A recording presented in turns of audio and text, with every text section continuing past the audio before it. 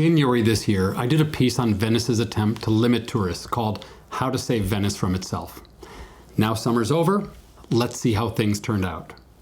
I'm Doug Lansky, and this is Rethinking Tourism.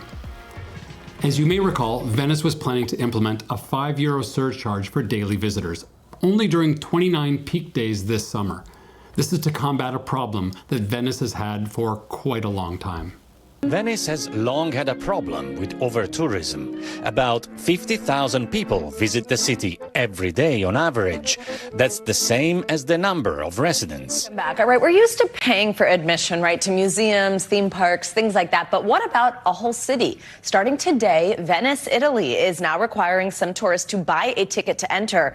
So the way it works, there are no ticket gates, but what you need to do is you need to go online and get a QR code like this. So if you're just a day tripper, you have to go on and pay €5 to get this. If you're staying at a hotel, you just need to say which hotel you're staying at, and then you get sent the QR code for free. So behind me is one of the main bridge entry points into Venice. And as you can see, there's many hundreds of people crossing over it right now. There's a couple of people in orange or yellow bibs who are supposed to be checking people's tickets, but clearly there's far too many people entering the city to check even a fraction of their QR codes. And in my January video, I predicted that €5 wouldn't have any effect. I mean, €5 isn't enough to get me to choose one dinner entree over another at a restaurant. I've paid that much for a cappuccino, even for a bottle of water at a concert. So how on earth would €5 possibly keep anyone from going to visit Venice, one of the world's most famous destinations and a place many have on their bucket list for a once-in-a-lifetime visit? To put things in perspective, most tourists are paying $300 to $1,000 for a plane ticket to get there, maybe $100 to $400 a night for several nights in a hotel, plus maybe $50 to $250 a day budget for food, wine, and souvenirs and other stuff. They're spending thousands on this trip. Kinda hard to imagine €5 would deter anyone.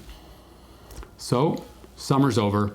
How did the Venice tourist fee experiment go? As Al Jazeera's reporting said, opponents called the experiment a failure. But right behind me, you see a group of citizens who have gathered here to protest this.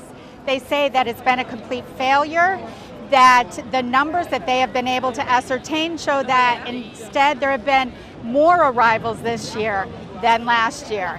And that was the general consensus. I'm sure they took in a bit of money, but in terms of keeping down the numbers, not much of a shocker here. Yeah, it was a fail. If you haven't already, please subscribe to this channel to get commentary on all the latest travel news.